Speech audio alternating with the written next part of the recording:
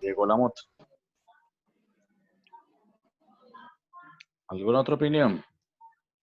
Profe, cuando se lesiona el cerebro y el cráneo, ¿Y qué me indica a mí que se está lesionando el cerebelo o el cráneo? ¿Qué cosas tengo yo que me indiquen eso? era un hundimiento,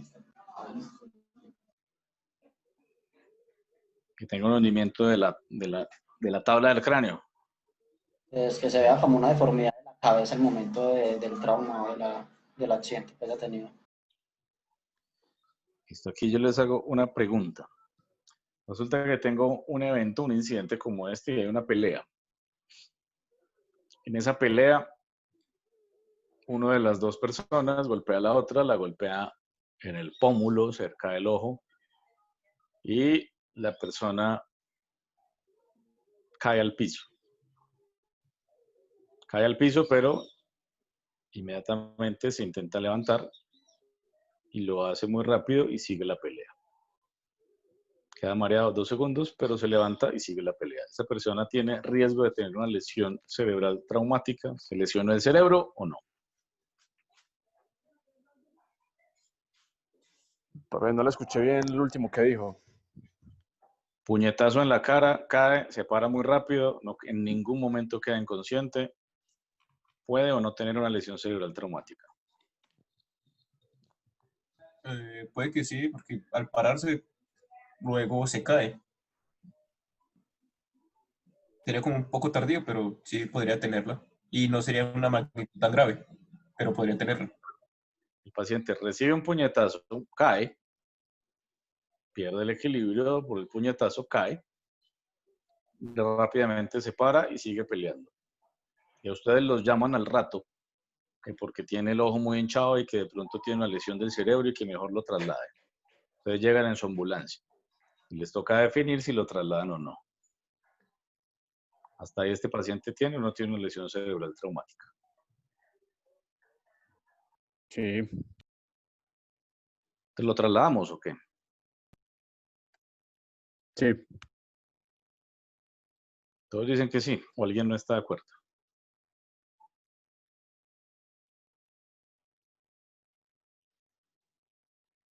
Los leo, los leo.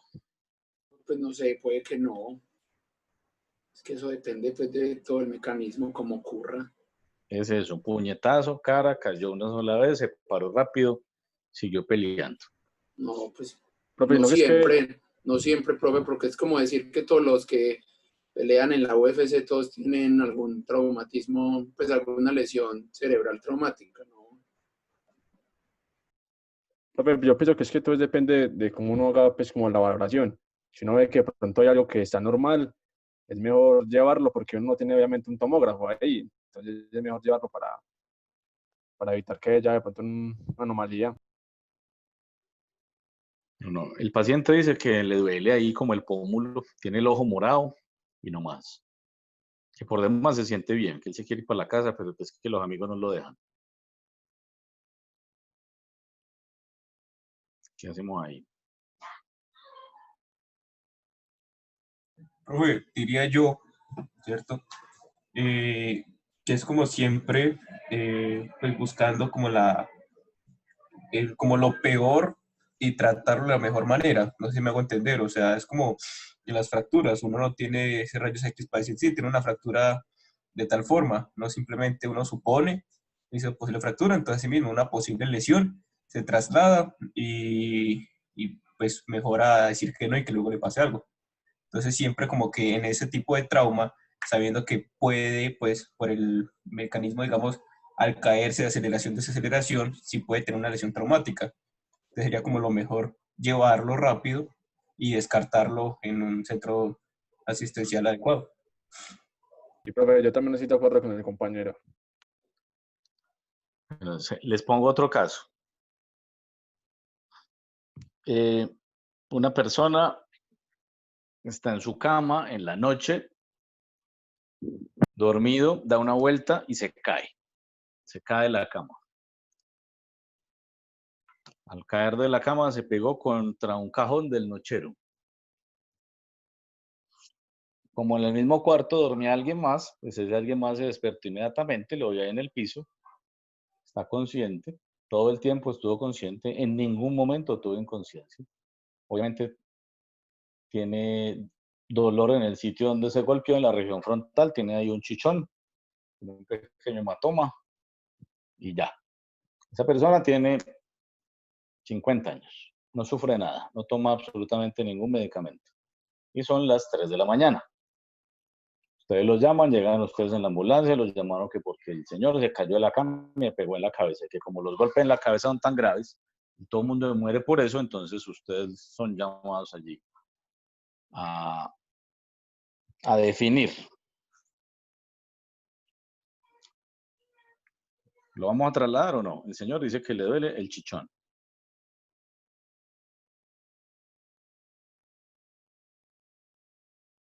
Profe, pues, sí, pues como yo le estoy diciendo, pues en mi humilde opinión, como te digo, yo pienso que todo depende de lo que uno encuentre.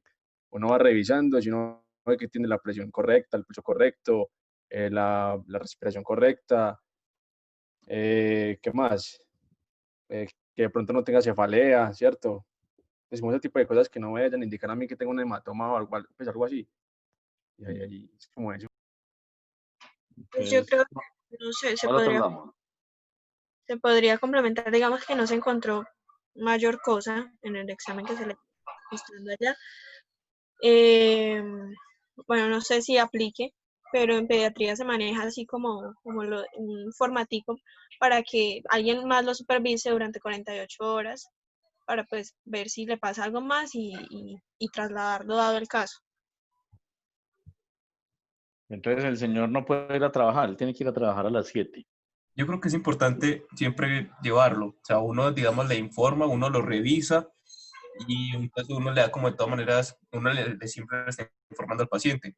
Le dice, yo no te encuentro nada grave, tú estás bien, pero si quieres me acompañas a un servicio de urgencias para que te revisen correctamente. Ya dependerá la persona si quiere ir y hace su proceso para que lo revisen bien y descartar cualquier posibilidad, o si él se niega, pues que firme de que se negó o algo así. Entonces debemos trasladar todos los golpes de la cabeza, ¿o qué? Profe, no, yo digo que no. Es que si el señor está bien y está consciente y yo no encuentro signos de algún deterioro mental de conciencia, pues el paciente se hace la historia clínica y se dice que no se le encuentra nada. Ya si más adelante se le encuentra, pues, la familia, los que están con él notan algo, pues ya que lo llevan al centro de urgencias. Pero si él está bien, no veo que haya necesidad. O sea, solo es un golpe que se puede tratar en casa. Pues yo diría que pues, un signo de T es una pérdida de punto en la escala de Glasgow, no. ¿El qué? ¿El qué? Un signo del T es pérdida de puntos en la escala de Glasgow. Pero no, el señor está súper 15-15. En ningún momento estuvo ni desorientado, ni con los ojos cerrados, ni inconsciente. Se siente muy bien, solo que le duele el chichón. No, profe, de mi parte yo no lo llevaría.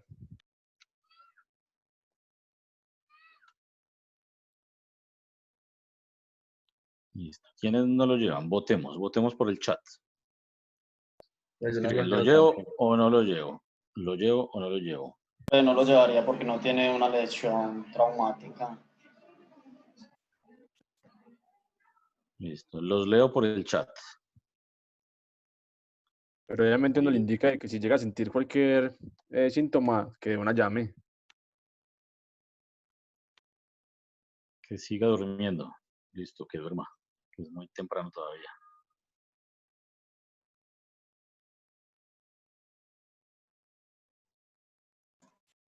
Hay un voto por un sí. Que le pongan papa en ese chichón. 8 con un Profe. no. Y Elito, Aines y ya a dormir. Que se duerma de una o que la señora lo vigile. Ah, no, que la señora lo vigile. Que ella sí se quede despierta. Ella también tiene que ir a trabajar ahorita. Son las 3 de la mañana. Ah, pues le tocó. Y que ella se quede despierta y que él sí se duerma. ¿Y ella qué va a hacer cuando duerma él? ¿Qué le va a vigilar? Ve que no se les va a caer. No, que Le ya pone- también se duerma, que déjala dormir. ¿Le ponemos un asiento al señor para que no se siga cayendo? ¿O qué? Lo amarramos. Los demás que dicen, yo 6, 9, 10, 10. Faltan 10 votos.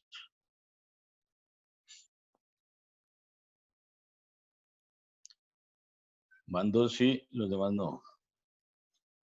Faltan 9 votos.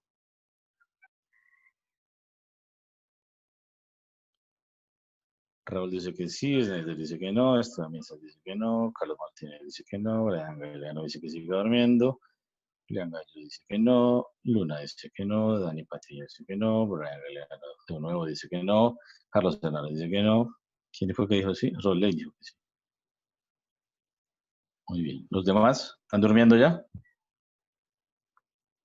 Estamos en una crisis existencial. No, no sufran por eso. No tengan temor a equivocarse, ni a preguntar, ni a decir no sé. Profe, sí, Ni a como yo decir, le digo, profe, o sea, es que todo depende de la cinemática. Si el impacto fue muy fuerte, obviamente es mejor llevarlo, pues, como para evitar posibles secuelas. Pero si fue como algo suave, es mejor, pues, ya que siga durmiendo. se cayó de la cama, no del camarote, de la camita. Más o menos son 60 centímetros. Y cayendo se dio contra un cajón de un nochero. ¿Cuántos años? 50. Pues, no- Tiene un chichón. eso con Y le duele hielito el y ahí chichón. eso con hielito y ahí se quita. Y si se toca el chichón, le duele más el chichón.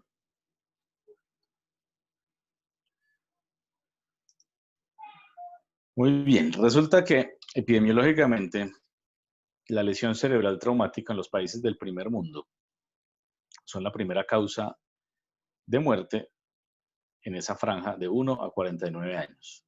Por debajo de 1 es muy raro porque la mayoría de los bebés todavía ni siquiera gatean.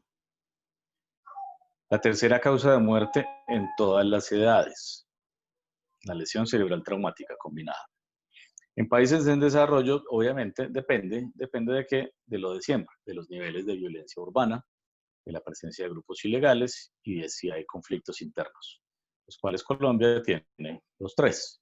Hay grupos ilegales, áreas que se comportan como un conflicto interno o una guerra civil, como Arauca, Chocó, Cauca, y unos altísimos niveles de violencia urbana que ya es una constante en las grandes ciudades en el mundo entero.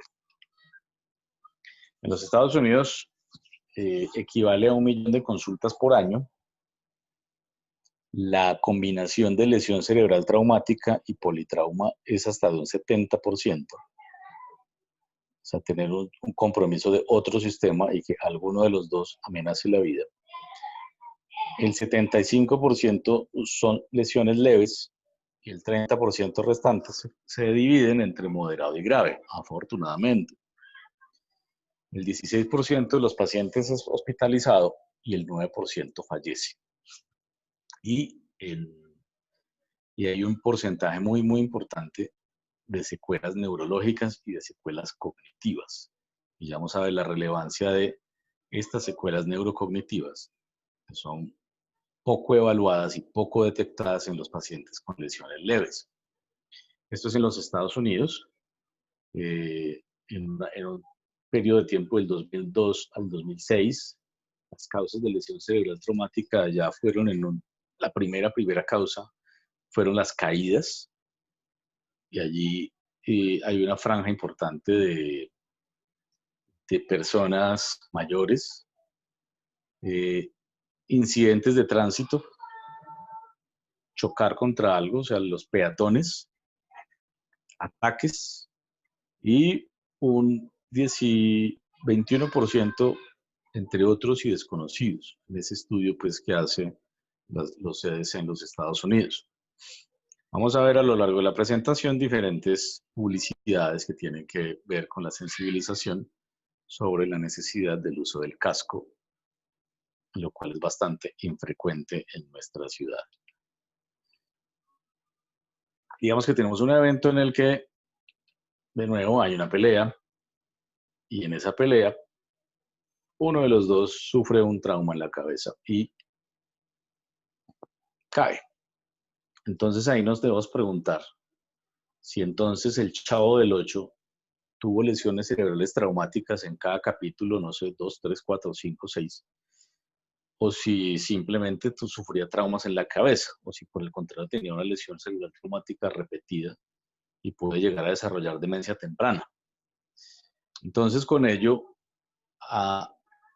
hace unos años existía un inconveniente grande en la investigación mundial. Y es que como para investigar, la mayoría de las revistas se escriben en inglés y la gran mayoría de estudios parten del idioma inglés. Cuando se intenta sumar toda la evidencia para generar una evidencia más gruesa de muchos pacientes, como son los metaanálisis y los metametanálisis, pues encontraron que era muy difícil hacerlos porque los diferentes investigadores manejaban terminología distinta. En cada estudio definía términos distintos para el mismo fenómeno. Entonces hablaban de head trauma, de skull trauma, o sea, trauma de la cabeza, trauma del cráneo. Y entonces ahí uno dice, ok, si a alguien le chuzan un ojo, ¿eso es un trauma de la cabeza o no? ¿Ustedes qué piensan? Pues, profe, yo sí, porque pues, el PHTL sí dice que sí, pues que también la cara hace parte pues, de eso. De la cabeza, ¿sí o no? Sí, Muy bien. Pues si alguien sufre un trauma en la nariz, que le pegan un puñetazo, porque iba manejando y se choca y tiene un trauma solo en la nariz, pues eso también debería incluirse como trauma de la cabeza. Y cuando hablamos de cráneo, pues igual. El cráneo también incluye entonces todos los huesos faciales. Entonces los pacientes que tuvieran fracturas faciales deberían ingresarse como traumas del cráneo. Entonces esos términos tan inexactos que existían, impedían que se pudiera condensar toda la evidencia y definir algo, definir conclusiones, dar conclusiones respecto del tema, porque había la posibilidad de que muchos pacientes realmente no tuvieran una afección cerebral. A la persona que sufre una fractura nasal y el trauma fue solo de la nariz, pues no tiene por qué. Pegó un balonazo, esa persona puede o no tener lesión cerebral, pero si no hay forma de diferenciarlo en un estudio, no me sirve. Por esa razón, el Congreso Americano de Rehabilitación, de Medicina de Rehabilitación, o sea, fisiatría, en el año 2009 se reunieron y definieron varias cosas. Entre ellas, reconocer la lesión cerebral traumática leve como una causa frecuente de secuelas que no se diagnostican. Muchos pacientes quedan sin diagnósticos, a pesar de que tienen secuelas de esos eventos. Además, definieron o decidieron definir, dar una definición o proponen una definición que se plantea al menos en todo el país, en todo Estados Unidos. Y como les digo, mucha de la literatura va a estar en inglés, entonces el término casi que se empieza a universalizar. Y es por esa razón que hoy en día, cuando leemos cualquier texto en inglés y habla de este tema, habla de traumatic brain injury, lesión o injuria cerebral traumática, que es el término que ellos definieron en ese momento. Entonces hablan de este primer término, head trauma, y entonces el head trauma es todo lo que les comenté. Incluye lesión de los tejidos blandos, lesión del cuero cabelludo, lesiones de los párpados, de la piel de la cara, de los labios, nariz, boca, orejas, ojos. Eso lo incluye todo. Y por tanto también el cerebro, es decir, tejidos y órganos intra y extracraneales. Entonces nace este término, el TBI, el TBI, el Traumatic Brain Injury. Entonces lo definen como lo siguiente: cualquier alteración en la función cerebral u otra evidencia de patología cerebral causada por una fuerza externa. Ya la voy a disgregar. De nuevo, cualquier alteración en la función cerebral u otra evidencia de patología cerebral causada por una fuerza externa. ¿Qué es cualquier alteración de la función cerebral? Pues es la evidencia clínica de una perturbación cerebral. ¿Definida por qué? Una de esas opciones, cualquier periodo de pérdida de la conciencia. Así que fueron 2 segundos, ok, pero fueron 2 segundos. No hay forma de magnificar que la pérdida de la conciencia de 2 segundos sea necesariamente menos grave que la que dura 3 o que la que dura 4. Obviamente, si dura un día, pues posiblemente sí se asocie con mayores lesiones. Pero cuando estamos hablando de intervalos de tiempo tan pequeños, es necesario incluir los más pequeños ahí. Entonces, una persona que pierda la conciencia transitoriamente por un trauma empezaría a clasificar como una lesión cerebral traumática.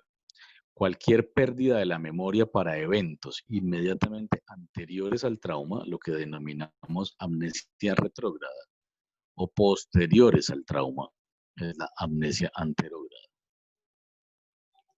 ¿Qué paciente es este? El que dice, no, yo estaba en mi casa y ya no me acuerdo de más. O yo sé que yo salí de la casa, pero no sé qué más. Y sufre un accidente en Sabaneta y el paciente salió de Girardota. Y lo último que recuerda es estarse montando en su vehículo para salir y no recuerda absolutamente nada más. Ese paciente tiene una amnesia retrógrada. Puede ser, no, yo estaba en un almacén, salí del almacén y no sé qué pasó. Y su accidente fue a 2 cuadras del almacén, pero no recuerda nada. Eso es amnesia retrógrada. La amnesia anterógrada es aquel paciente que sufre el evento, se levanta, camina, sale, y después dice, cuando uno le pregunta, bueno, ¿y usted qué le pasó? Y no, no sé. Yo iba, yo sé que se me atravesó un taxi, pero no me acuerdo de más. No, pero dicen que usted se levantó y no sé qué, y que incluso se subió caminando a la ambulancia. No, yo no me acuerdo de nada. Esta persona tiene una amnesia anterógrada. El que es muy obvio, pero hay que mencionarlo, es cualquier tipo de déficit neurológico. El paciente que tiene una paresia, el paciente que tiene una alteración sensitiva, ese paciente que tiene una alteración de un par craneal, entra aquí. Cualquier alteración del estado mental al momento del trauma. Y ello incluye confusión, desorientación y enlentecimiento del pensar. Hay una situación bastante común y es el paciente que pregunta una y otra y otra y otra vez a todo el que ve que qué le pasó. Venga, pero a mí qué me pasó. No, usted sufrió un accidente, parece, iba en la moto y chocó contra un carro. Ah, ok, doctor. Pero entonces a mí qué me pasó. Y vuelve y pregunta y así se mantiene un rato. Ese paciente que queda desorientado, que no sabe bien qué año es, que no sabe bien en qué ciudad vive, que pregunta una y otra vez qué le sucede, ese paciente tiene una alteración de su estado mental. O el paciente que se nota lento para pensar, que va con el acompañante, va el señor con la esposa y la esposa le dice, es que yo lo noto como lento, como enlentecido. Él no es así normalmente. Hay que hacerle caso a la señora y a ese paciente hay que evaluarlo mejor porque tiene un déficit o una alteración de su función cerebral. El siguiente criterio dice, otra evidencia de patología cerebral que puede incluir hallazgos a la inspección, el laboratorio o la imagen. Profe, qué pena. La que decía Sí. que repito una y otra vez que me pasó, ¿cómo se llamaba esa alteración? ¿O solamente alteración mental? Ahí es variable. Si es muy, muy repetido, sería una amnesia, clasifica como una amnesia anterógrada. No logra fijar la información. ¿Sí? Ok. Clasifica como una amnesia anterógrada. Como un láser. Si está únicamente desorientado en tiempo o espacio, o inclusive en persona, y mejora, pues habla de una situación como tal del estado mental, y si está bradipsíquico, igualmente. Bradipsíquico o bradilálico. El siguiente criterio es que exista otra evidencia de patología cerebral. Ejemplo, ocurrió un accidente, nadie estaba cerca para decir si el paciente en los primeros momentos estuvo o no inconsciente, nadie lo vio. O el paciente estaba solo y consulta porque es que se cayó del caballo y tiene un chichón gigante en la cabeza. Nadie lo vio. Entonces ese paciente, que nadie vio qué fue lo que ocurrió y no estuvo en los primeros momentos como para hacer diagnóstico de lo que acabamos de ver, pues ese paciente yo lo examino y si al examen clínico yo le encuentro algún tipo de déficit neurológico, incluye como una posible lesión cerebral traumática. Dejan abierto lo de laboratorio porque si bien todavía no tenemos ningún biomarcador que nos defina lesión cerebral, es probable que en algún momento lo encontremos, posiblemente la proteína SB100. Y la neuroimagen, porque en esos casos donde quedan dudas, pues le hacemos una neuroimagen. Nadie está para decirnos que algo le pasó. El examen clínico es normal, pero yo le hago una tomografía o una resonancia y encuentro que tiene un área de contusión cerebral, por ejemplo, que tiene un pequeño hematoma epidural. ¿Y el paciente qué siente? Absolutamente nada. Se siente súper bien y se quiere ir para la casa, pero yo encuentro en la neuroimagen una lesión. Este paciente, entonces, a pesar de que no tenga clínica y a pesar de que quizá en los primeros momentos yo no vi las manifestaciones clínicas, cumpliría criterios de una lesión cerebral. Y para que esa lesión cerebral, definida por la evidencia de la función cerebral o la evidencia de la patología por clínica, laboratorio de imagen, entre como una lesión cerebral traumática, pues debe cumplir sí o sí el tercer criterio, y es que sea causada por una fuerza externa. Ejemplo, golpear la cabeza con otro objeto, otro tipo de movimiento cerebral de aceleración, desaceleración, a pesar de que no tenga evidencia de trauma externo en la cabeza. Es que iba en la moto y se cayó a 80 kilómetros por hora, pero llevaba casco. Tan raro que, a pesar de que lleve casco, estuve inconsciente los primeros momentos. Pues, el casco protege para que no tenga lesiones externas, pero fácilmente las puede tener internas. Incluye también el cuerpo extraño que penetra el cerebro, bala, cuchillo, varilla, lo que sea. Fuerzas generadas por explosiones Profe, y adelanta. Sí. profe, qué pena. Sí tengo una duda respecto a los hematomas, pues, ya sea epidural. Eh, el paciente no presenta cefalea. Pues tengo esa duda. Si es muy pequeño, puede que no. Porque obviamente la manifestación de dolor depende del umbral de dolor de cada paciente. Así como hay pacientes que tienen lesiones bastante graves y dicen que sienten muy poco dolor, pues hay otros que se arrancan el bordecito de la piel de la uña y se creen que se van a morir. Entonces el umbral de dolor define mucho y por eso hay pacientes que puedan tener lesiones pequeñas sin manifestaciones de dolor. Ellos incluyen acá entonces este último ítem que se llama otras fuerzas aún no definidas para incluir lo que quizá en el futuro definamos como otro tipo de traumatismos cerebrales que puedan ser causados por fuerzas que se generen dentro de la experiencia espacial o dentro de las experiencias hiperbáricas en el fondo del mar. Ahí queda pues incluido de una vez para meterlo. Quizá en algún tiempo se saque y se estudie aparte, pero queda metido dentro de esta definición. Entonces, con esa definición, creo que es mucho más claro cuando es una lesión cerebral traumática. ¿Sí? Entonces, el Chavo del 8. ¿Alguna vez estoy inconsciente? Creo que no. ¿Tuvo alteraciones de la memoria? En algunos capítulos creo que sí. En los que tuvo alteración de la memoria, el Chavo tuvo una lesión cerebral traumática, pero en los otros era solo un trauma en la cabeza. Ahora, que la posibilidad de que ese personaje desarrolle una demencia por traumas recurrentes en su cabeza es otra cosa. Es la sumatoria de lesiones cerebrales traumáticas leves y puede llegar a generar enfermedades degenerativas cerebrales de tipo demencia como los boxeadores. El paciente que le pegan el puñetazo en la cara y cae, esa caída puede ser interpretada de dos maneras. Uno, que tenga una alteración aguda del sistema del equilibrio por el puño, por el movimiento rápido de la cabeza, hace que el vestíbulo se estimule hacia un lado y se caiga. O dos, que tuvo una desconexión breve del flujo sanguíneo cerebral y por ello cayó. que sería como una especie de knockout. Un knockout es eso. Es un golpe tan fuerte que genera una oclusión de los vasos cerebrales de la base del cerebro, del mente, y el cerebro se apaga transitoriamente. Por esa razón, los boxeadores caen en knockout. La recuperación puede ser breve o puede ser demorada. Entonces, si la persona cayó inconsciente, eso es un knockout. Un knockout es una lesión cerebral traumática. Pero si la persona no cae inconsciente, se recupera rápido el equilibrio y sigue su actividad, pues es poco probable que tenga una lesión asociada, salvo que tenga otros factores de riesgo. Dentro de la anatomía es importante entonces recordar las capas cerebrales.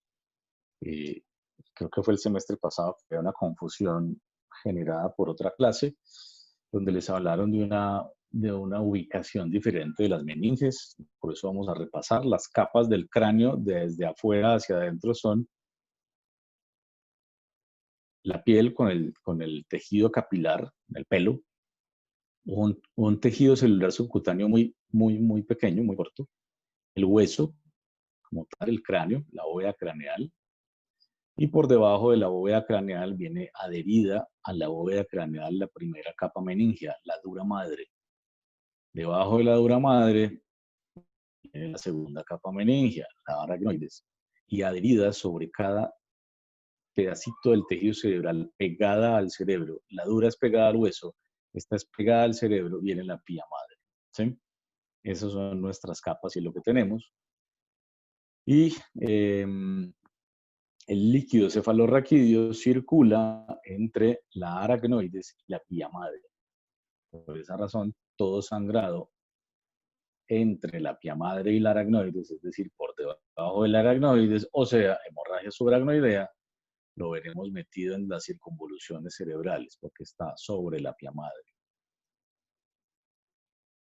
Pero los hematomas o colecciones de sangre que se queden por encima de la dura o por debajo de la dura, pues formarán masas. Ya veremos algunas de las formas que se aprecian.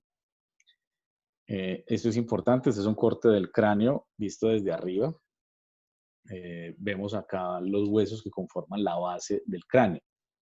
La base del cráneo está compuesta por tres partes, que la vamos a ver también más adelante. Una fosa anterior, compuesta por los huesos frontales y el etmoides. Una fosa media, en la que está el hueso esfenoides y los dos temporales. Y finalmente una fosa posterior, donde está descansando el cerebelo, y ahí está el foramen magnum. Si yo tengo una fractura de los huesos frontales sobre el techo orbitario o del hueso etmoidal, fácilmente el sangrado que esté aquí dentro del cerebro, alrededor del cerebro, pues puede filtrarse hacia lo que está debajo de este pedacito de hueso de ambos frontales, que son las órbitas. Y eso es lo que me generará los ojos de mapache. Si la fractura es de un solo lado, pues generará un ojo de mapache unilateral, y si es bilateral, pues generará el mismo bilateral. Las fracturas de la fosa media sobre el temporal, sobre el hueso temporal, y que se comuniquen sobre todo con el conducto auditivo, con el seno petroso, con la porción petrosa del temporal, pues esas fracturas pueden generar sangrados. Ese sangrado de este lado puede acumularse en el sitio por donde puede acumularse, que es el seno paranasal mastoideo, la mastoides. Y si se comunican con el conducto auditivo, pues saldrán por el conducto auditivo en forma de otorragia. Igualmente, las de la fosa anterior, como se comunican con la cavidad nasal a través del etmoides, pues podrán salir como epistaxis o como sangrado nasal.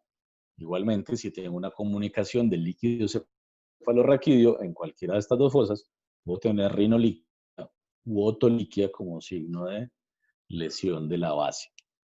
La base posterior pues está comunicada con los músculos del cuello, que son muy gruesos, y con la médula espinal, por tanto, pues fracturas de ese lado no van a generar signos clínicos evidentes. Entonces, ojos de mapache, epistaxis o rinoliquia nos hablan de una fractura de la base anterior, otoliquia, otorragia y signos de Battle me hablan de una posible fractura de la base media del cráneo. De nuevo, las meninges, aquí hay una mejor imagen, piel y tejido celular subcutáneo, hueso del cráneo, viene la primera capa que es la dura madre, viene la siguiente capa que es la aracnoides, que tiene un complejo venoso muy importante, y finalmente adherida al cerebro, metida en cada circunvolución, la pía madre. ¿Sí? Ahí está metida. Otra imagen similar, para que no queden dudas de la anatomía cerebral y meningia. Desde el punto de vista fisiopatológico, siempre que hablamos de lesión cerebral traumática, tenemos que referirnos a la doctrina Kelly-Monro. Desde 1793 se definió que el cerebro es esencialmente un órgano que es no incomprensible, perdón, yo corrijo esto acá que me parece terrible. Ahora sí, incompresible, no se deja comprimir, y que el espacio intracraneal es prácticamente cerrado, no permite una expansión amplia.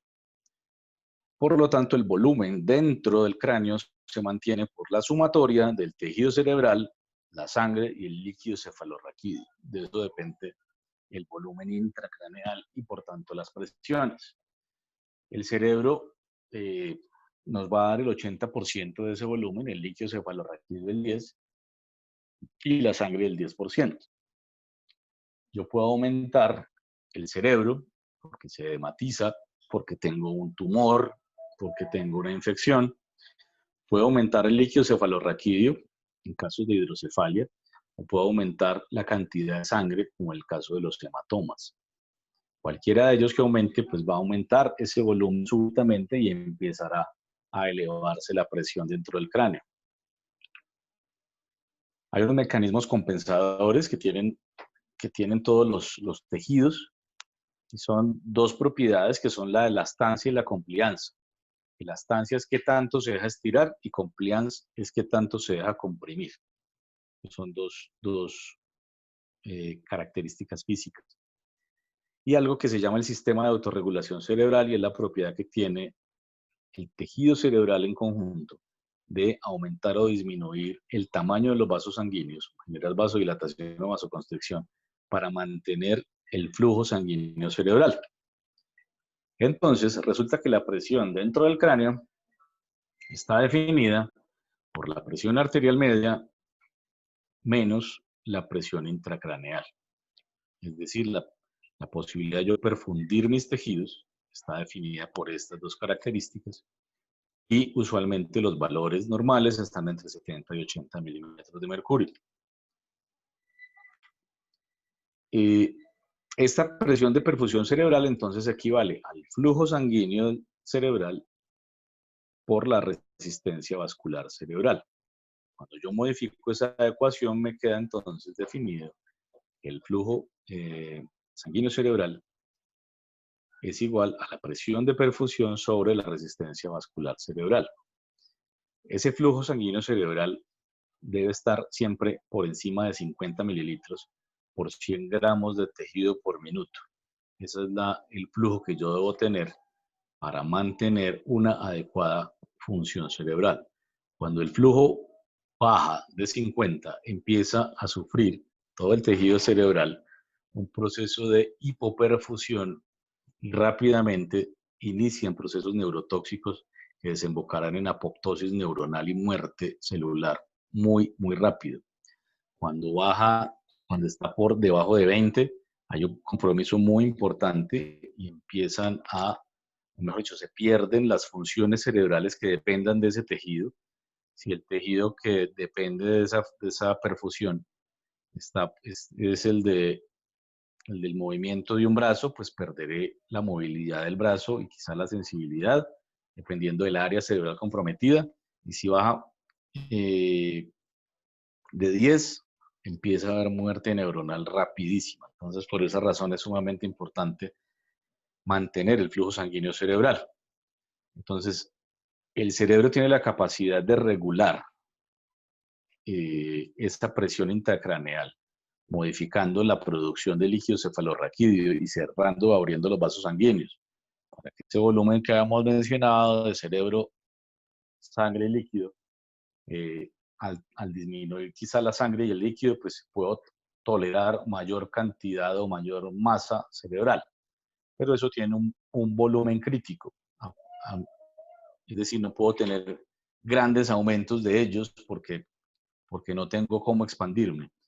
Cuando ya llegamos a ese volumen crítico, la presión intracraneal rápidamente se dispara y el cerebro ya no tiene cómo compensar. Entonces, hay posibilidad de compartir, aquí está la presión intracraneal, hasta cierto nivel de volumen, pero a partir de ese punto, cuando ya no logro compensar porque hay una masa cerebral, inmediatamente la presión intracraneal se aumenta, hasta que se desarrolla esto que son las herniaciones cerebrales que veremos más adelante. Entonces, en un estado normal, con una presión intracraneal normal, pues yo voy a tener mis volúmenes sanguíneos, de encéfalo y líquido normalitos, no voy a tener ninguna manifestación pupilar, la PIC está normal y no tengo manifestaciones autonómicas en la frecuencia cardíaca ni la presión arterial asociadas. Es decir, quizá cualquiera de nosotros en este instante. Cuando el cerebro, aquí aparece una masa, un hematoma, ¿sí? Tengo el volumen sanguíneo, el encéfalo, una masa y el líquido. Puedo reducir la cantidad de líquido, dejando de producirlo y lo sigo eliminando. Puedo reducir hasta cierto punto el volumen sanguíneo, el encéfalo no tengo forma de hacerlo más chiquito. Entonces compenso este exceso de volumen hasta donde puedo. Eso es lo que hace el cerebro. Y entonces ahí todavía la presión está normal y los signos vitales están normales. Pero cuando la masa crece y crece y crece, se lleva al límite la producción de líquido cefalorraquídeo, se llega al límite de la posibilidad de reducir el volumen sanguíneo, el encéfalo empieza a ser comprimido y entonces la presión intracraneana ya se eleva, hay herniación cerebral y pueden empezar a ver los cambios pupilares y ya hay compromiso de los signos vitales, que cuando hay herniación cerebral entramos en la triada de Cushing, donde hay una disminución de la frecuencia cardíaca y bradicardia, hay elevación de la presión arterial y bradipnea. Las lesiones cerebrales se pueden clasificar según los tipos. En el PHTLS ustedes encuentran que les hablan de lesiones primarias y secundarias únicamente. En otros textos de neurocirugía se hablan de 3 lesiones, 3 posibilidades de lesión. La lesión primaria es la que causó el traumatismo. Esa lesión yo ya no la puedo reversar de ninguna forma, ya se causó, no hay forma de volver el tiempo. La lesión secundaria es la que se genera por el daño que ya hizo el elemento primario. Hubo una caída, hubo un primer trauma, este tejido empieza a inflamarse, hay salida de sangre local, hay toxicidad neuronal, empieza entonces ese tejido a desfuncionar. Esa es la lesión secundaria que tiene que ver como la respuesta o la consecuencia a esta lesión primaria. Y la lesión terciaria incluye todas aquellas complicaciones que se pueden generar asociadas al trauma o por una intervención inadecuada. Es decir, ahí entra la iatrogenia también.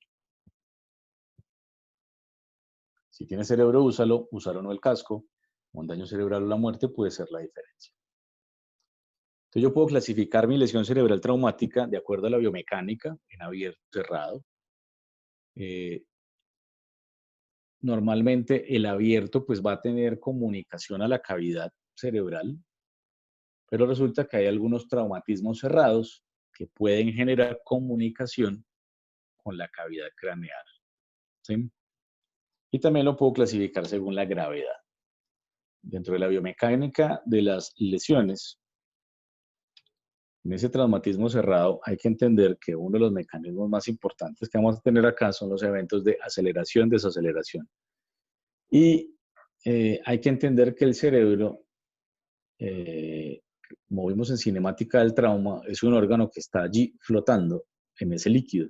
Por lo tanto, es móvil, no está fijo en ninguna parte del cerebro como tal. Algunas estructuras que lo circundan sí, como las meninges, esas sí están fijas. Entonces, en un traumatismo como este, la persona golpea la cabeza contra una superficie, el cerebro se mueve hacia adelante y se mueve hacia atrás, generando unas lesiones de contragolpe. Este es el lugar inicial donde sufrió el traumatismo directo, el intercambio de energía. El cerebro se mueve hacia adelante, se golpea contra el hueso, pero inmediatamente por inercia se va hacia atrás y golpea la región opuesta.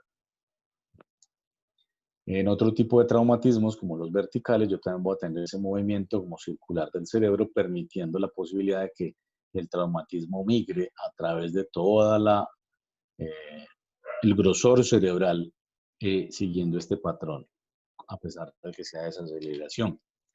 Esto es lo mismo, tenemos un golpe inicial, aquí sufre la lesión, el cerebro se mueve hacia adelante por la desaceleración, inmediatamente una lesión de contragolpe, y esto le llaman el segundo impacto en estas lesiones de aceleración, desaceleración. Y es esto. La cabeza del señor estaba en un punto, el guante, el puño, la lleva, digamos, de 0 a cualquier velocidad que se haya movido, hace que el cerebro vaya a chocarse contra este lado y también tenga lesión en el lado donde recibe el traumatismo. Y el cerebro es así, como una gelatina que se mueve para un lado y para el otro, dependiendo de los traumatismos que sufre.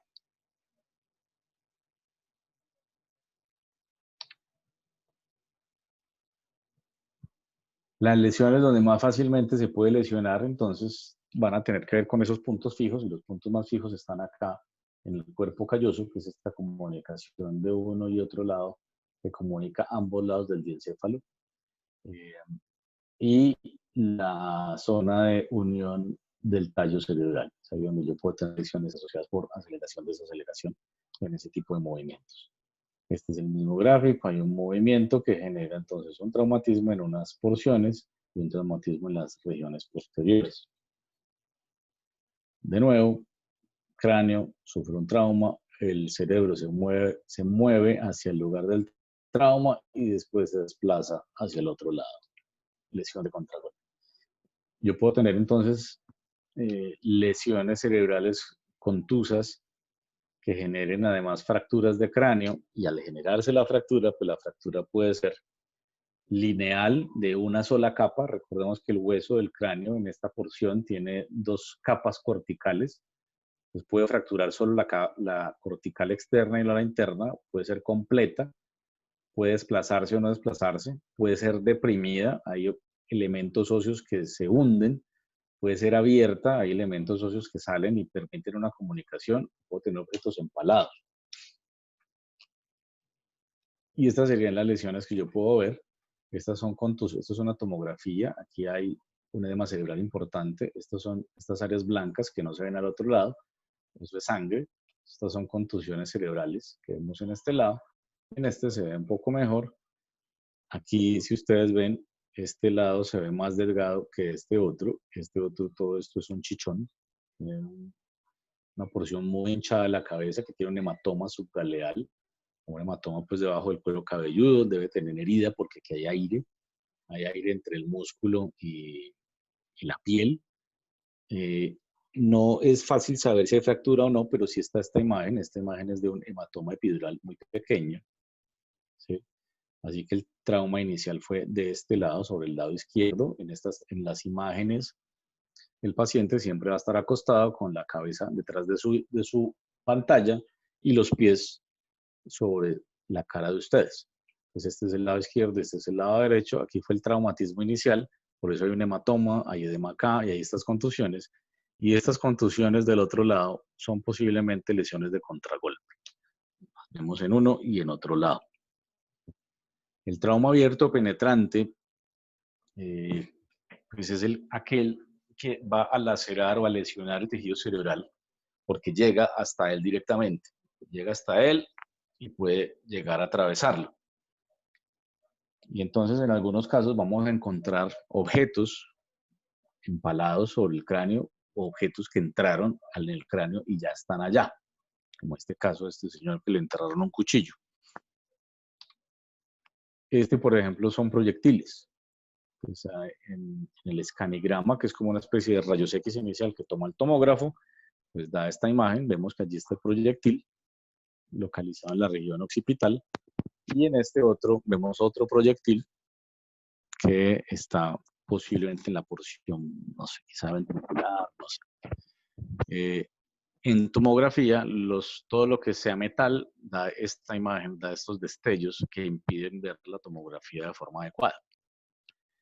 Cuando hay algún tipo de comunicación entre el medio externo, o sea, el ambiente, y la cavidad meningea, pues hablamos de una herida penetrante. ¿Por qué? Porque tiene riesgo de que la persona desarrolle una meningitis traumática, casi siempre por los gérmenes que están en el cuero cabelludo, como el estafilococo. Entonces, en cualquier herida que se comunique con el cerebro, con las meninges, pues se considera una herida penetrante y ese paciente tiene un riesgo muy alto de complicaciones y de meningitis traumática. Pues hay que definirlo. Si yo tengo un paciente que por una herida bota cerebro, definitivamente es comunicante. Si tengo un paciente que por la herida sale líquido cefalorraquídeo, definitivamente lo es. Si tengo un paciente que tiene una herida que perdió un pedazo de la piel y el hueso del cráneo y estoy viendo las meninges, pues definitivamente es una herida penetrante. Pero puedo tener también lesiones muy pequeñas como esta y aún así tener debajo de ello una fractura y la fractura ser completa y llegar hasta las meninges. En ese caso serían lesiones penetrantes. No uso casco porque se me arruina el pelo. Usa casco no solo por tu propia seguridad. La clasificación por gravedad la definimos como leve, moderada y grave. Y esto lo hacemos hoy en día basados en la escala de coma de Glasgow. Estos son los doctores Graham Tisdale y Brian Jeanette en la Universidad de Glasgow, en el Reino Unido, en Escocia. Y ellos entonces, desde hace más de 40 años, desarrollan esta escala para la comunicación objetiva entre médicos para definir el coma médico y finalmente lo utilizamos principalmente para definir el nivel de conciencia en los pacientes víctimas de traumatismo. Como ya ustedes hicieron su test, saben que existen 3 elementos a evaluar. Uno que tiene que ver con la apertura ocular. Si tiene los ojos abiertos espontáneamente, sin decirle o no, tendrá 4 puntos. Si los abre cuando escucha un ruido o cuando le doy la orden de que los abra, tendrá 3. Solamente cuando hago una maniobra de presión y generación de dolor, tendrá 2 puntos, ninguna 1 punto. En la respuesta verbal, si responde bien a 2 preguntas, está orientado, ciudad y año. Si no lo responde, estará confuso, le quito 1 punto, le tendrá 4. Si dice palabras inapropiadas para el escenario. Si está diciendo dónde está mi hijo, porque es que falta el hijo y se accidentó con él, pues obviamente es bastante obvio que pues, puede estar confuso, pero no son palabras inapropiadas. Pero si les dice que por favor apaguen la estufa y están en la escena del trauma, esas sí son palabras inapropiadas. Emitir sonidos es eso, usted no entiende ninguna palabra, son solo sonidos, gruñidos, cualquier otro tipo de cosas. Y ninguno es ninguno, ni siquiera sonidos. En la respuesta motora, hablamos entonces del paciente que obedece órdenes. En ese caso, hay que decirle al paciente que haga algo. Deben ser órdenes sencillas. Abra y cierre la mano, apriéteme los dedos, mueva los dedos de los pies, muévalos hacia arriba, muévalos hacia abajo, muéstreme el pulgar. O si tiene una lesión medular, abra y cierre los ojos, abra y cierre la boca. Y que lo haga en el momento en que uno le dice, no en cualquier momento. Entonces, si la persona empieza a mover los ojos, a abrirlos y cerrarlos, hay que decirle, no, escuchen. Quiero que los cierre y los apriete y no los abra hasta que yo le diga, ok, si cumple esa orden de esa manera, está obedeciendo órdenes. Si no lo haces, posiblemente porque no está entendiendo. Y en ese caso, le debo quitar 1 punto, ya no son 6, sino 5. Localizar es que cuando yo haga un estímulo doloroso, que vimos que es un pellizco en la región del trapecio o una compresión del lecho ungueal con un elemento romo como un lapicero, o el reborde del martillo de reflejos. Con el lado que sí mueva, el paciente va a ir a buscar el sitio del dolor y va a cruzar la línea media. Si lo estoy haciendo en el trapecio, el paciente mueve su extremidad contralateral a ir a quitar lo que le estoy haciendo. La mano del paciente localiza el lugar donde lo estoy lesionando y me intenta quitar mi mano. El siguiente es la flexión normal, y es que cuando yo hago un estímulo de dolor, el paciente intenta retirar su cuerpo sin buscar cómo quitárselo con una mano, que es el ejemplo de cuando uno se quema en la cocina. Uno hace un movimiento de retirada. Quito el punto donde me estoy quemando sin hacer un movimiento inteligente. Es un movimiento bastante burdo, torpe, en el que retiro la parte de mi cuerpo que está siendo lesionada. Eso es una flexión normal. La flexión normal es aquella en que con el estímulo de dolor el paciente hace una flexión de codos, flexión de muñecas, flexión de rodillas. Puede ser unilateral o puede ser bilateral, dependiendo de si tiene un lado lesionado o no. La extensión es entonces que hace extensión de las extremidades, codos, rodillas, caderas, y hace una dorsiflexión y plantiflexión. Y finalmente ninguna es que no hace ningún tipo de movimiento con el estímulo doloroso. Algunos pacientes no obedecen órdenes. Uno les hace estímulos dolorosos y parecen no defenderse, pero de un momento a otro mueven los pies y se acomodan. Yo lo he visto mucho en pacientes bajo estados tóxicos de alcohol. Ese paciente, pues yo no puedo decirle que no hace ningún movimiento, porque si está moviendo ambas piernas y las acomoda y las dobla y las sube y las cruza, que uno los ve cruzar, y no hace movimientos de flexión, de flexión o extensión anormales, pues ese paciente lo calificaremos al menos como una flexión normal. Es un Glasgow no evaluable, no me sirve para pronóstico al futuro, pero por lo menos me da una impresión de cómo estaba en ese instante. Y cuando lo escriban en la historia clínica, deben de escribir eso. El paciente no obedece órdenes, no localiza, sin embargo, mueve sus piernas y las cruza por sí mismo y las levanta, pero no obedece órdenes y tiene respuesta al dolor. La clasificación entonces, según la escala de coma de Glasgow, es la siguiente. Para todas las sociedades en el mundo, si tiene un Glasgow menor o igual a 8, que es lo mismo decir que menor de 9, el paciente tiene una lesión cerebral traumática grave. Para nadie hay dudas ahí. Donde hay dudas es en los otros dos. Básicamente porque desde el año 2008, que ya se empezaba a hablar de lo que hoy definimos como lesión cerebral traumática leve.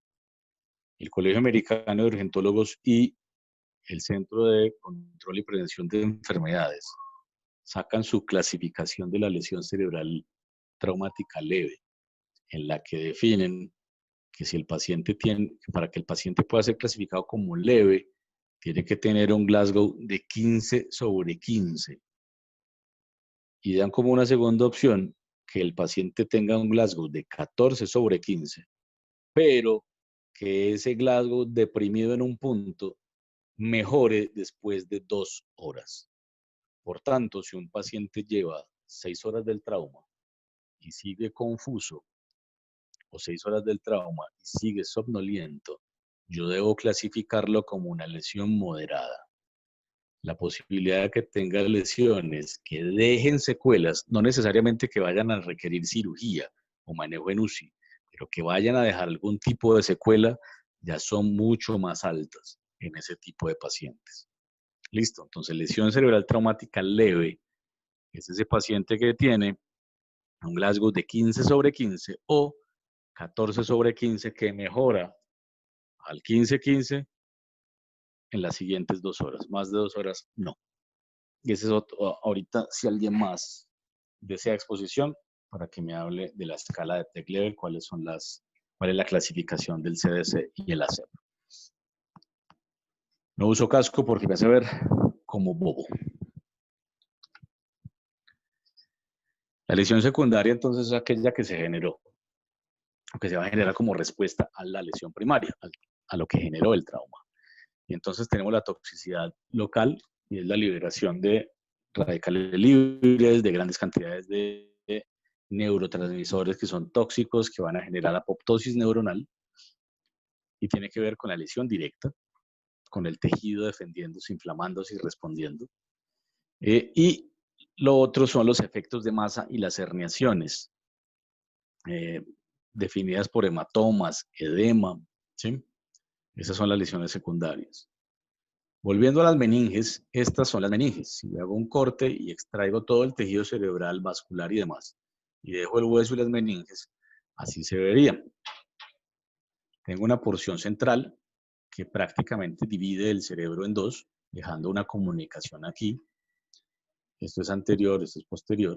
Y a esto lo llamamos la hoz del cerebro, o la phalanx, F-A-L-X, la phalanx, o la hoz del cerebro, porque tiene forma de una hoz, como la que carga la figura clásica de la muerte, una hoz. Y existen, no sé si tengo acá, y existe esto otro que está aquí, que va a separar el cerebro de lo que está debajo de esto, que es el cerebelo, y por eso, por estar por encima, le llaman la tienda del cerebelo. Entonces las meninges me dividen la fosa anterior y media de la posterior con la tienda del cerebelo, y mi cerebro va a estar dividido en dos, en gran parte, sobre todo de la corteza, por la hoz del cerebro o la phalanx. Y eso es importante para entender los nombres de las herniaciones cerebrales. De nuevo repasamos las fosas o bases del cráneo.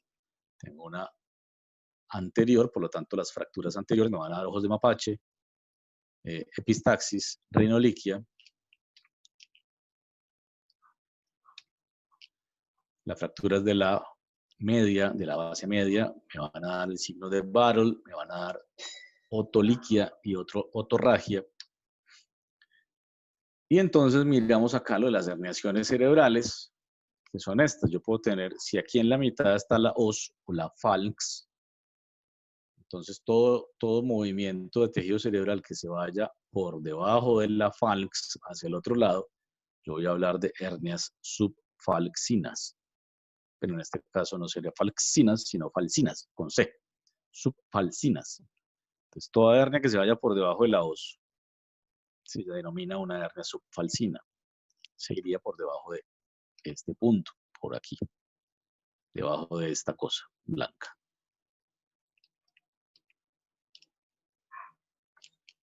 Muy bien.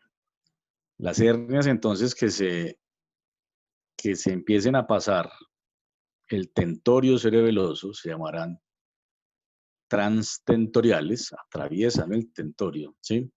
Y la compresión de la amígdala cerebelosa, cualquiera de las dos, contra el hueso, las llamaremos amigdalinas, que son casi premortem. Repasamos de nuevo la anatomía de las meninges. Recuerden, hueso, dura madre muy pegada, abajo el aracnoides, debajo del aracnoides, líquido cefalorraquídeo, y pegada al tejido cerebral, la pía madre. Todo sangrado por encima de la dura madre se llamará epidural, un hematoma epidural. Y como las meninges, la dura madre está adherida en ciertos puntos del cráneo, los hematomas epidurales veremos que son respetuosos. No se van por toda la circunvolución del cráneo, sino que se limitan a los puntos de la dura, porque ahí está fija contra el hueso. Entonces este es un hematoma epidural que tiene forma de barriga. El subdural, entre la dura y la aracnoides, pues ese no tiene el problema de que la dura esté adherida, entonces él es irrespetuoso y se riega por todo el tejido cerebral y empieza a comprimir más rápido ese tejido cerebral y genera esto. Eso es una herniación subfalcina y una herniación transtentorial.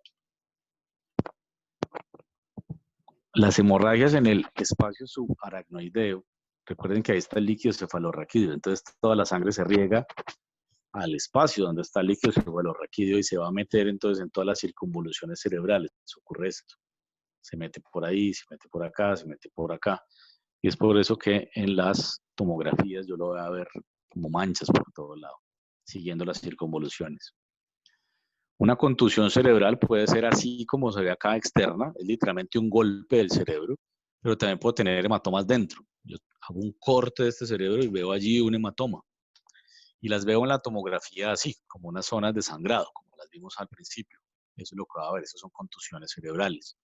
El cerebro se golpeó y sangró. Y entonces, en resumen, yo voy a tener barriga, hematoma epidural, casi siempre es por ruptura de una arteria.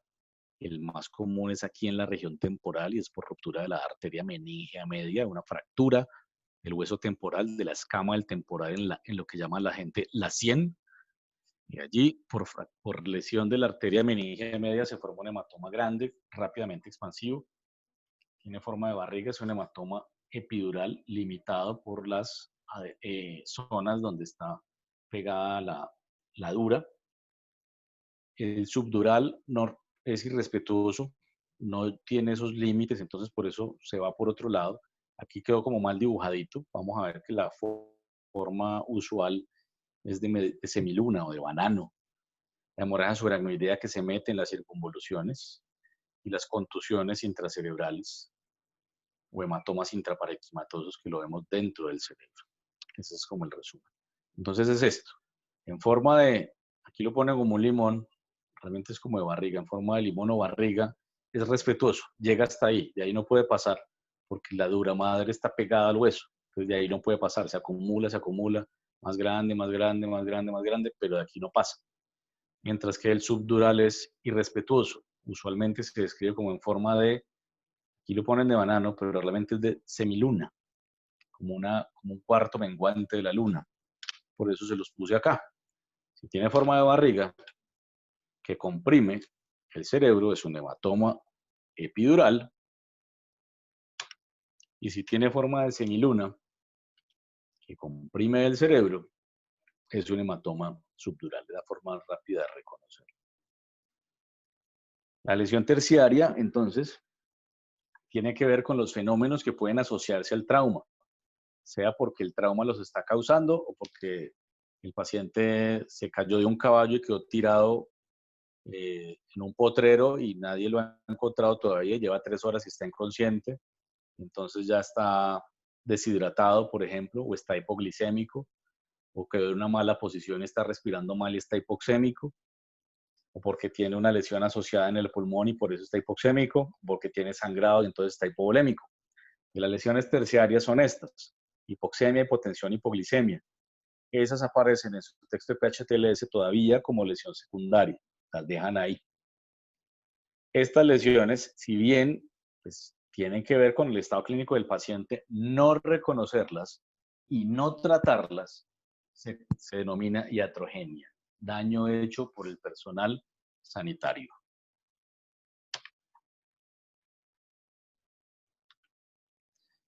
Entonces, ¿qué hacemos con este daño? Esta es una de las campañas de la Brain Injury Association, Anytime, Anywhere, Anyone. Cualquiera puede sufrir una lesión cerebral traumática, que invitan a la población a prevenir las lesiones cerebrales a través de unas estrategias importantes de educación para todas las edades. El enfoque y el manejo, vamos a ver que el tratamiento es uno de los temas de exposición. El enfoque y el manejo es el mismo del trauma en general. No nos salimos de lo mismo. El enfoque inicial, la atención inicial va a la misma, solo que tenemos que enfocarnos ahora en el cerebro. XABCD, control de sangrado masivo, si lo hay. Manejo de la vía aérea con control de columna cervical. Definir buena respiración, oxigenación y buscar las 5 lesiones, que realmente son 4 potencialmente letales. Circulación con control de hemorragias es igual a búsqueda y tratamiento temprano del shock con control de otras hemorragias y búsqueda de hemorragias internas. En la D es donde entra el componente neurológico, que en este caso hay que ampliar mucho más, determinar déficits neurológicos, que en la atención inicial evaluaremos escala de coma de Glasgow, Y si el escenario no nos lo permite, porque es un escenario a veces difícil, evaluaremos rápido la escala AFDI, alerta verbal, dolor inconsciente, pero apenas tengamos el tiempo suficiente para hacerlo, debemos evaluar y puntuar la escala de coma de Glasgow. Y finalmente la exposición con control espinal y manejo de la hipotermia, como en todos los pacientes. De nuevo, X, control del sangrado masivo cuando lo haya. La persona perfectamente iba en una moto, se estrella, tiene una amputación parcial de la pierna, está perdiendo mucha sangre, pero además tiene una lesión cerebral y además tiene una lesión abdominal y por la pierna y por el abdomen está sangrando. Ese sangrado de la pierna lo puedo controlar rápidamente, lo controlo con las medidas que ya vimos. En el resto del ABCD hago lo de siempre, evalúo, diagnostico y trato y posteriormente vuelvo y analizo si lo que hice fue suficiente o no. En la vía aérea debo definir y debo entender que las lesiones neurológicas pueden generar deterioro en la ventilación, puede generar patrones alterados de la respiración, si hay lesiones cerebrales importantes, puede haber hiperventilación o puede haber hipoventilación o hipradipnea. Puede haber pérdida de los reflejos protectores de la vía aérea y ello se relaciona principalmente con la escala de coma de Glasgow. Es por esa razón que todo paciente con Glasgow menor o igual a 8 debe hacer un manejo avanzado de la vía aérea por la pérdida de los reflejos de la vía aérea y la posibilidad de desarrollo de apnea súbita. Y la misma lesión cerebral pues puede hacer que el paciente esté en apnea en el momento en que lo estemos evaluando.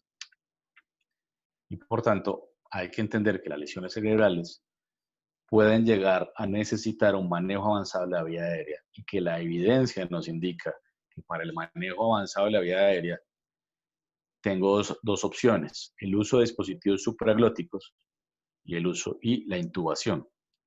La mejor estrategia va a ser la intubación, pero en el medio prehospitalario la intubación hecha por personal inexperto y sin una inducción farmacológica, lo que llama la intubación farmacológicamente asistida, aumentan la mortalidad y las secuelas en lesión cerebral traumática.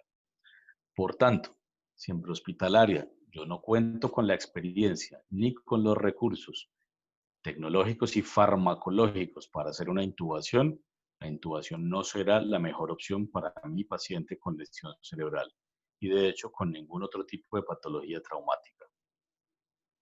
En ese caso, debo utilizar un dispositivo supraglótico y si no cuento con él, pues no lo estoy haciendo ningún manejo realmente avanzado, debo dar ventilación con presión positiva para apoyarlo en caso de que lo necesite. Tener en cuenta que el paciente con lesión cerebral traumática tiene un riesgo alto de una lesión espinal asociada en cualquier punto. Y entre más deteriorado está el Glasgow, que me impida evaluar adecuadamente la columna, pues con mayor razón voy a tener esto. Todo trauma por encima de las clavículas supone algún tipo de movimiento cervical importante y por ello es que en esos casos, cuando la clínica no me da, yo debería inmovilizar. Entonces, quien vaya a hablar dentro de 8 días sobre el uso de collar o no collar y sobre restricción de movimiento espinal, pues hablará también de este tema específico. En la B, buscar otras lesiones, no solamente es enfocarnos en que está inconsciente, hay que buscar todo lo demás, neumotórax a tensión, hemotórax masivo, taponamiento cardíaco, tórax inestable con contusión pulmonar, otro tipo de heridas adicionales. Pensar en aquellas lesiones que suelen ser fatales, como la ruptura aórtica.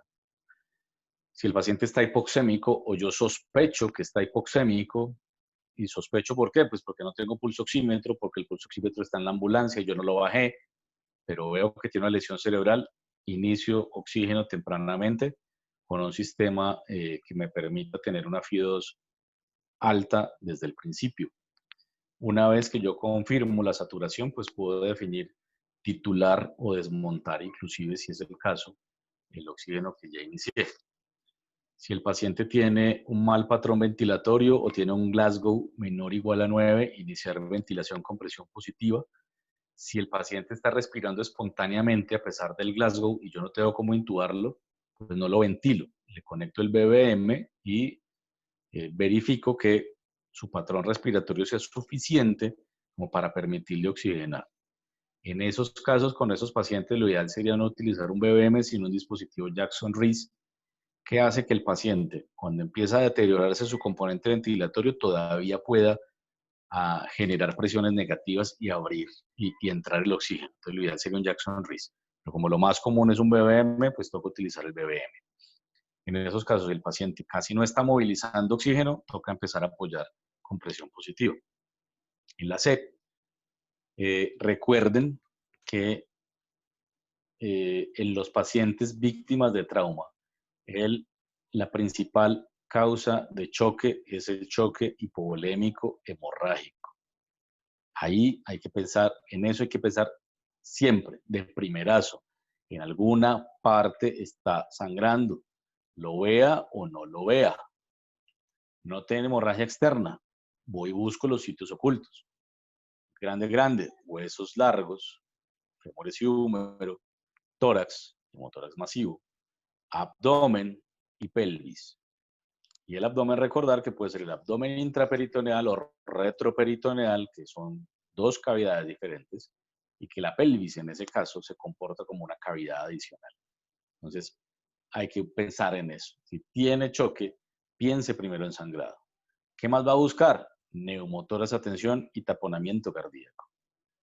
Ahí encontramos las principales causas de choque en trauma. Recordar que la lesión cerebral sí puede generar choque, que se llama choque neurocardiogénico, y es el cerebro lesionado, hace que el corazón entre como una especie de falla cardíaca. Pero para yo hacer ese diagnóstico, tengo que haber descartado todos los demás y necesito además un ecocardiograma, cosa que no tengo en prehospitalario. Entonces, ese diagnóstico se hace en el hospital y no debo ir yo tranquilo por la vida pensando que fue el cerebro el que lo está haciendo entrar en shock, porque posiblemente me voy a equivocar, porque lo más probable es que o está sangrando por algún lado, lo más probable, o lo siguiente es que tenga un neumotórax atención desarrollándolo un taponamiento cardíaco. En los pacientes con lesión cerebral o medular traumáticas, iniciar tempranamente la reanimación y recordar que no sabemos realmente qué metas de presión arterial sistólica o media debemos manejar en este grupo de pacientes. Algunos dicen 100, otros dicen 90, otros dicen 110 de sistólica. Algunos hablan de una media por encima de 80, otros de 90. No hay consenso y no hay evidencia tampoco. Lo que sí parece ser es que deberíamos manejar presiones cuasi normales en los pacientes con neurotrauma. Parece. No hay nada en consenso. Como las estrategias de reanimación hipotensiva no fueron pensadas ni fueron diseñadas para pacientes con lesiones cerebrales traumáticas o medulares traumáticas, el paciente que tenga lesión de neurotrauma, cerebro-médula espinal, no le hago reanimación hipotensiva. ¿Puedo manejar una estrategia de reanimación similar? Sí. ¿Con bolos pequeños? Sí. Hago la misma estrategia, pero mis metas de presión no van a ser de 80 milímetros de mercurio, la sistólica. Lo ideal es llevarlo por encima de 100 hasta que tengamos algún tipo de evidencia adicional. Entonces dejaremos ese valor como nuestro valor para paciente con neurotrauma. En la D, que es el examen específico neurológico, pues evaluamos Glasgow Coma Scale, escala de coma de Glasgow menos pupilas. Debemos definir entonces con eso el nivel de conciencia. De nuevo les repito, en la evaluación inicial rápida, posiblemente yo hago una aproximación con el apnea. ¿Está alerta, sí o no? No mucho, pero habla. Ok. Me habla cuando le hablo. No es una A, sino una B, una V. Solo responde al dolor. Ok. ¿Está completamente inconsciente? Ok. Eso me dice qué tan rápido debo actuar con mi paciente. El paciente que está alerta, me tranquilizo un poco, puede tener algo grave, pero no está tan grave. El que obedece a las órdenes verbales está moderadito, no para preocuparse. El que solo responde al dolor está bastante grave y el que ya está inconsciente está muy grave.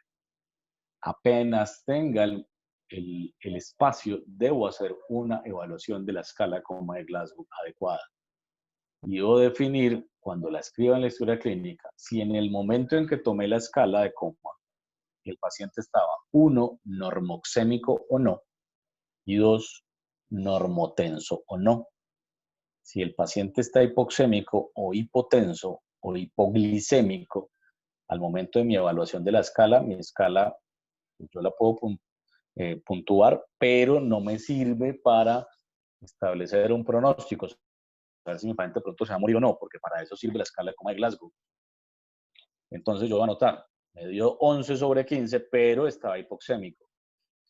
Y uno lo ve muy seguido, estos pacientes estaban inconscientes en la escena, llega el equipo de prehospitalaria, el paciente está en una muy mala posición de su cabeza, estaba hipóxico a pesar de no tener lesiones pulmonares, por ejemplo, está hipóxico por una mala posición y la hipoxemia hace que el Glasgow inicial para el personal prehospitalario sea 11 y cuando llegan al hospital el paciente está 13, 14 o 15, mejoró completamente. Y tiene que ver con ello, con el hecho de que yo en la escena puedo encontrar características muy diferentes y que si yo las intervengo, pues mi paciente puede mejorar su estado neurológico. Si yo le mejoro la presión, si le mejoro la oxigenación, si le mejoro la glicemia, pues el paciente puede mejorar su estado neurológico y eso es muy importante. Y es importante anotarlo en la historia clínica prehospitalaria. Debo definir el Glasgow menos pupilas, veremos dentro de 8 días, definir las alteraciones en la motricidad, moviliza las 4 extremidades sí o no, si tiene cambios pupilares simétricos o asimétricos, recordar la escala de coma de Glasgow y recordar cómo se mide, ¿sí? Definir la reactividad pupilar y buscar si el paciente tiene lo que denominamos signos de focalización, es decir, que tenga indicios de que hay una parte del cerebro, un foco del cerebro que no funciona. Foco de enfocarse. Ejemplo, que tenga una asimetría de derecha a izquierda, que hay un lado del cuerpo, un brazo, una pierna, o el brazo y la pierna de un lado más comprometido que el otro. Esos casos me hablan de esto, de lesiones que están a un lado del cerebro. Si tiene déficits medulares, por eso yo debo evaluar si el paciente tiene movilidad y sensibilidad en las 4 extremidades. Rápido. Evaluando ese Glasgow, yo miro si el paciente está paraparético, ejemplo, no moviliza las extremidades inferiores, o cuadriparético, no moviliza ninguna extremidad, pero con la cabeza y la cara sí interactúa. En ese caso yo sospecho que tenga una lesión raquimedular. Por eso debo buscar movimientos en las 4 extremidades. Como estoy haciendo una evaluación clínica rápida, puedo no encontrarlo. Recuerden que todos los signos clínicos tienen evolución. Van apareciendo y van creciendo. Yo puedo encontrar un paciente que en la escena tenga un ojo de mapache unilateral y sea como el ojo de este señor, el lado izquierdo, y cuando lo entrego en el hospital, tiene ambos como este otro lado, ambos, así sumamente edematizados y con esa coloración violácea bilateral. Puedo que encuentre un paciente, en la fase inicial no le encuentro signo de Barrel, pero en la evolución cuando lo entrego o en la ambulancia, desarrolla el signo de Barrel, que en la evaluación inicial no tiene salida de líquido, pero posteriormente la desarrolla. Por eso es importante anotarlo como hallazgos negativos. No tiene ojo de mapache, no tiene epistaxis, no tiene rinoliquia, no tiene signo de Barrel, no tiene otorragia u otoliquia. Eso es sumamente importante.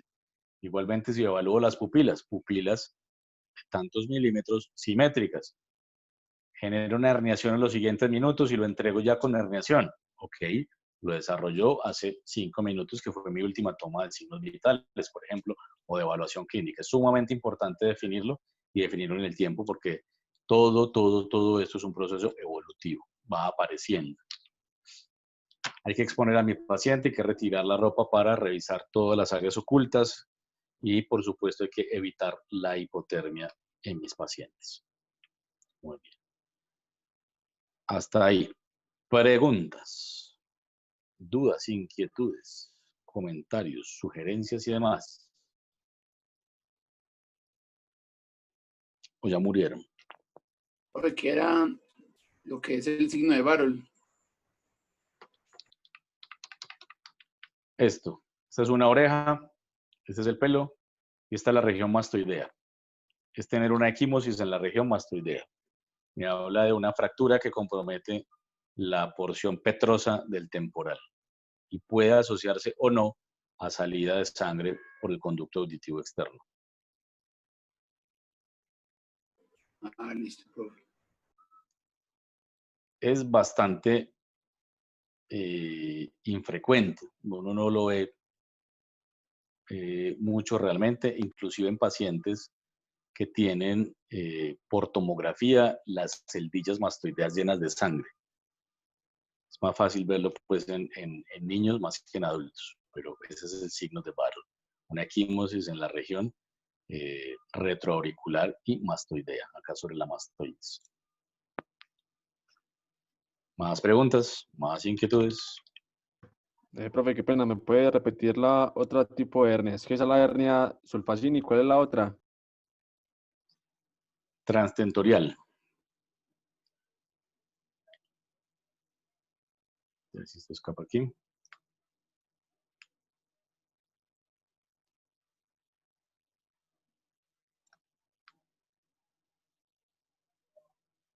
Están acá antes. Aquí.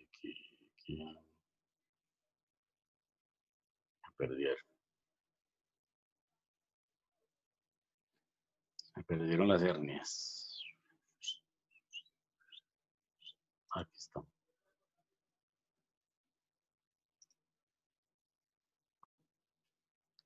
Sufalcina y transtentorial y amigdalina. Esas serían las herniaciones cerebrales. Eso es por porque el hematoma comprime, ¿cierto? Sí, es eso, es literalmente la masa empieza a comprimir el tejido cerebral. Pues primero se va por acá, sigue creciendo y empieza a bajar, a bajar, y aparece la herniación transtentorial. Y finalmente, si el edema continúa, momentos antes de morir se hernia las amígdalas cerebelosas sobre el orificio magno, comprimen el puente y el paciente hace un paro cardíaco por compresión de los nervios que llevan la energía al corazón. Sí, profe, gracias. Listo, con gusto. ¿Más preguntas, dudas, inquietudes, comentarios, aclaraciones, sugerencias?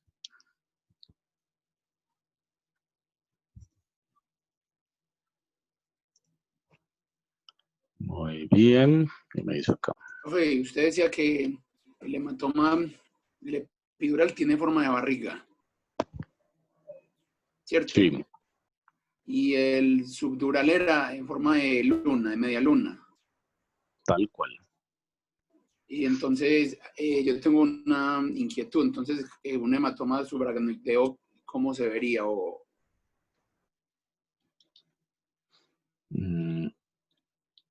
Así, tal cual. Ah, ya, ese es el que se mete entre las cositas. Las circunvoluciones. Eso. Ah, ya, profe, era eso. Pues que uno lo ve obviamente mucho mejor en una tomografía. Yo busco una imagen aquí de una hemorragia gigante. Esta está mejor. Ya, está. ¿Dónde estamos? Aquí. Ah, no copia. Echando. Vamos a ver si copia. Es que hay unas imágenes todas chiquitas. Esta está mejor. Aquí sí fue.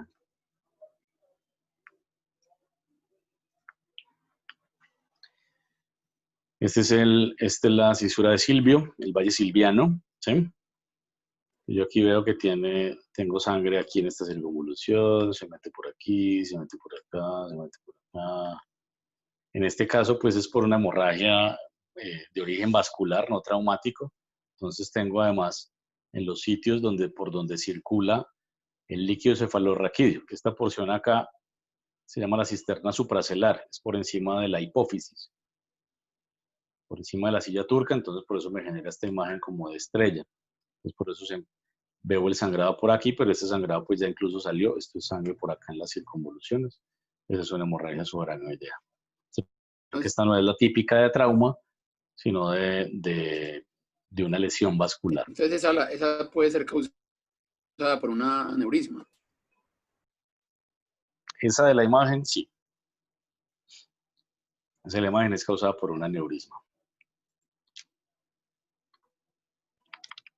Traumatic. También la subdural también puede ser por un aneurisma, ¿cierto? ¿El qué? ¿El qué? La subdural.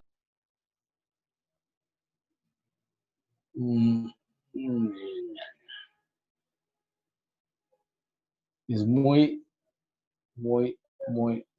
raro uno ver sangrados que lleguen hasta por allá de origen vascular.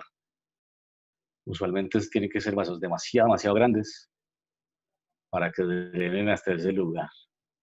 Es rarísimo. Entonces lo que usualmente... Vamos a quitar esto por acá. No copia. Malditas imágenes que no copian. Bueno. Esta sí. Si copia la vemos. Si no copia, bailas. Esta sí fue. Esta sí es traumática típica. Entonces lo que vemos es el cerebro se debe ver así como se ve acá. Estas son las circunvoluciones. Circunvoluciones. Y acá lo que vemos es que las circunvoluciones están llenas de esto blanco y eso blanco es sangre. Esta es una hemorragia subaracnoidea traumática típica. Esta otra es, a la que ya borré, es típica pero de una hemorragia espontánea. La mayoría son aneurismáticas o asociadas a malformaciones arteriovenosas, que ya es un tema médico principalmente. Entonces un hematoma subdural se relaciona con trauma. La cuestión es que si el trauma en personas susceptibles, usualmente principalmente añosas, un trauma menor puede generar un hematoma muy pequeño y el sangrado no detenerse. Ejemplo de pacientes que han tenido hematomas subdurales crónicos y se han detectado después, conocidos, cuando era alcalde de Bogotá, Petro, lo operaron de un subdural crónico. La presidenta argentina, cuando era presidenta, Cristina de Kirchner, también tuvo un subdural crónico. Es más común en personas añosas, donde hay un sangrado gota a gota que se empieza a notar en las siguientes semanas, unas 6 a 8 semanas, se empieza a ver cefalea, de pronto algo de enlentecimiento cognitivo, enlentecimiento para hablar, mareo, en fin. Y ya algunas personas, si avanza, sobre todo en viejitos, pues ya genera el efecto de masa y puede ya generar parálisis de un lado del cuerpo. Ese es el crónico. Pero en el trauma usual tenemos el agudo. Cualquiera de ellos, de los pacientes que tienen traumatismos y consultan, pueden tener tomografías iniciales normales y desarrollar tardíamente un hematoma subdural crónico. Por esa razón, sobre todo en esos pacientes mayores de 50 años que toman aspirina o que toman clopidogrel, ticagrelor, perlas de ajo, ginkgo biloba o algún anticoagulante, pues se dejan en observación por más tiempo y se evalúan posteriormente de forma ambulatoria por neurocirugía, además de que se le indica a los familiares la posibilidad de desarrollarlo y la necesidad de consultar tempranamente en caso de que así lo desarrolle. Bueno, entonces en este paciente con esta hemorragia subaracnoidea, ¿qué signos y síntomas podemos encontrar? Cefalea por irritación meningia, cefalea y vómito. Van a dar signos similares a los de una meningitis, incluso puede haber algo de rigidez de nuca, pero como es tan poquita sangre, no es muchísima como en las hemorragias espontáneas, pues la rigidez nucal no es lo más frecuente. Pues usualmente cefalea y vómito. Y vómito en proyectil. Muy raro verlo, pero los pacientes vomitan pues como normal y porque si alguien ha tenido un guayabo feo, yo creo que ha vomitado en proyectil. Pero es un vómito bastante persistente, difícil de controlar y cefalea también difícil de controlar a veces. Y el tratamiento, pues obviamente me imagino que es un tratamiento quirúrgico, pero ¿qué le harían en este caso? Los hematomas epidurales muy pequeños no se operan. Subdurales muy pequeños se les puede hacer seguimiento con tomografía vigilando que no crezcan y tampoco se operan. Cuando cumplen ciertas características imagenológicas o clínicas, tienen que llevarse a drenaje quirúrgico, como hematomas. Las hemorragias subaracnoideas traumáticas no se les hace nada. Nada, absolutamente nada, simplemente hay que vigilar que no hagan fístulas de líquido cefalorraquídeo, es decir, una evidencia de una fractura de alguna de las bases del cráneo, porque pueden hacer meningitis. O sea, si sangraron ahí, algo tuvo que haberse reventado por dentro, literalmente. Entonces hay que mirar que no hagan fístulas y ya. El manejo es analgesia, antiméticos, hidratación y listo. Reposo y listo.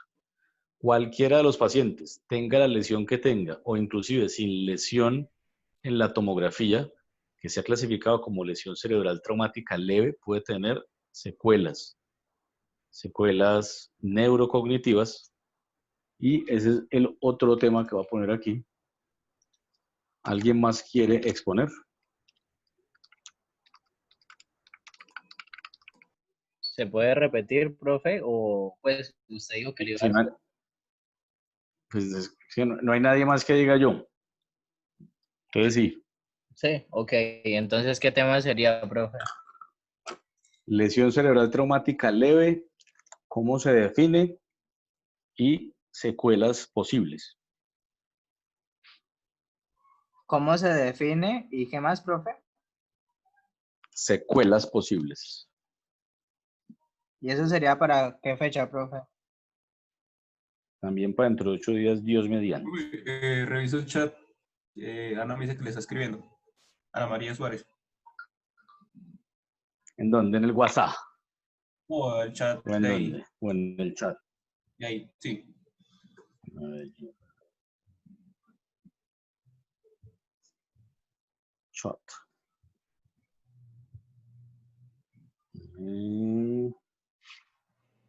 Pero no ha terminado de escribir. Profe, Sí. pues en cuanto a ese tema de las secuelas, pues como es a nivel de corteza más o menos, pues podría como tener dificultades con el razonamiento, con la memoria, ¿no? Eso es lo que vamos a ver con esa charla de lesión cerebral traumática leve y secuelas. ¿Con qué secuelas se suele asociar? Muy bien. ¿Quién fue que definió ese tema al último? ¿Quién fue que me habló? Yo, profe Snyder. Listo, Snyder. Dice por aquí Ana María. Hola, Ana María, ¿cómo estás? Estoy leyendo.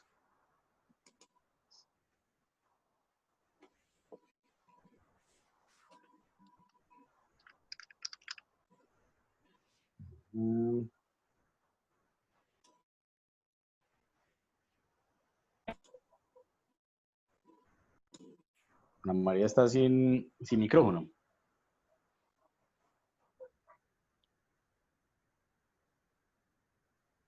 Me imagino. Ah, profe, pues si quiere hagamos algo. Pues, si quiere le damos el tema a Ana, ya que ella, pues creo que le había dicho antes, estaba escribiendo. Pues si quiere se lo damos a ella, no sé. El profe no había dado otro tema y nadie lo cogió. Ese era el último. Pues había otros antes, pero porque también alguien había repetido. Entonces, Ana María Suárez. Profe, pero Sí. no, dígale a ella, pero yo le iba a hablar de este tema, de esta hemorragia que hay.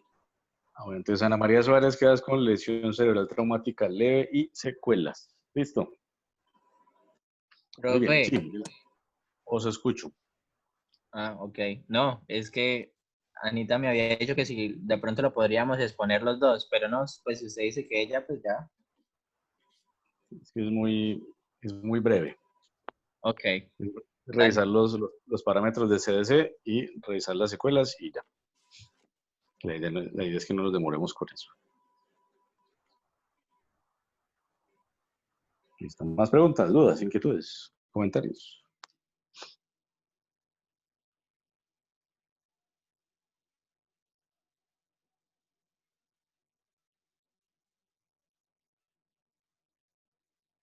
Hola, hola. ¿Nadie? ¿Nadie? Bueno, si no es más entonces, pues dentro de 8 días revisamos estos temas. Deben hacer presentaciones pequeñas en las que podamos puntualizar. Hay algunos temas que yo los tengo montados en mi presentación, entonces esas personas simplemente se estudian el tema y hablan. No tienen que hacer presentación adicional porque pues es bobada yo después repetir lo mismo. Otros sí van a hacer ahí una presentación muy pequeña, nada extenso. Aquí como estamos utilizando una herramienta exclusivamente visual y no solamente de exposición, pues digamos que es un poquitico más válido meter más carreta en la diapositiva de lo usual, pero tampoco exagerar a poner una página entera para leer ahí, porque eso no lo va a leer nadie. Pero cosas relativamente cortas como ciertos criterios, pues sí podría ser. Ejemplo, como estas primeras, donde yo tengo que poner qué es y todo lo que significa, pues porque esa es la definición. Entonces, no tienen que ser solo imágenes, pero sí pueden tener como información adicional para que al compartirla con los compañeros, la información les quede también en la presentación. Muy bien, ahora sí, no siendo más. Muchas gracias. Una feliz noche para todos. Profe, gracias. Hasta luego, gracias. Vale, con gusto, bye bye.